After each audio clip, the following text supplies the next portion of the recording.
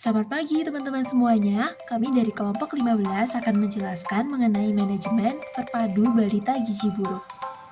Salah satu masalah kesehatan gizi pada balita Indonesia adalah stunting. Stunting adalah gangguan pertumbuhan dan perkembangan anak akibat kekurangan gizi kronis dan infeksi berulang yang ditandai dengan panjang atau tinggi badannya berada di bawah standar. Menurut PBB, pada tahun 2020, terdapat lebih dari 22% balita di seluruh dunia yang mengalami stunting, di mana 6,3 juta diantaranya berasal dari Indonesia. Stunting adalah kondisi ketika balita memiliki tinggi badan di bawah rata-rata. Hal ini diakibatkan asupan gizi yang diberikan dalam waktu yang panjang tidak sesuai dengan kebutuhan.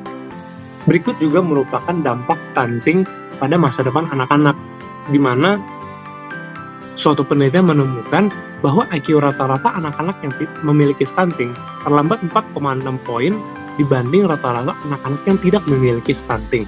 Selain itu, anak-anak stunting juga lebih rentan mengidap beberapa penyakit kronis seperti penyakit darah tinggi, disfungsi ginjal, hiperglikemia, di antara penyakit-penyakit lainnya. Hal ini juga dapat menyebabkan kualitas hidup yang menurun.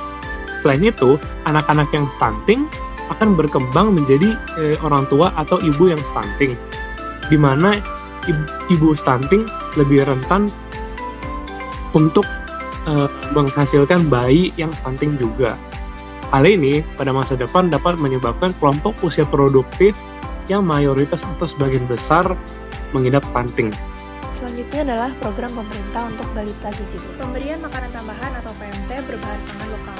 Kegiatan PMT berbahan pangan lokal diharapkan dapat mendorong kemandirian pangan dan gizi keluarga secara berkelanjutan. Kegiatan PMT tersebut perlu disertai dengan edukasi gizi dan kesehatan untuk perubahan perilaku, misalnya dengan dukungan pemberian ASI, edukasi dan konseling pemberian makan, kebersihan, serta sanitasi untuk keluarga.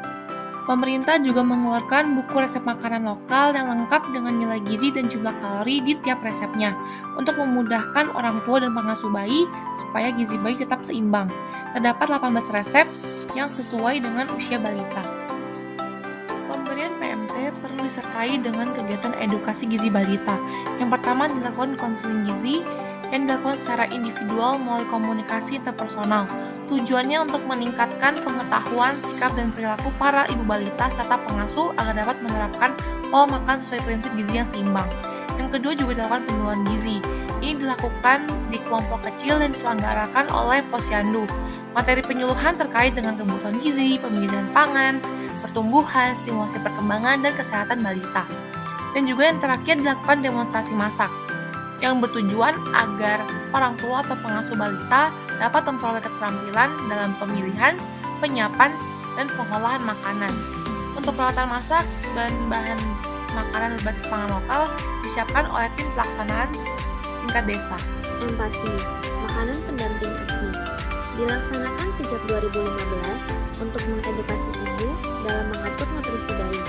Buku Empasi akan berisi menu resep dan nutrisi tiap hidangan untuk setiap rentang usia bayi. Berikut adalah menu Empasi berdasarkan usia bayi.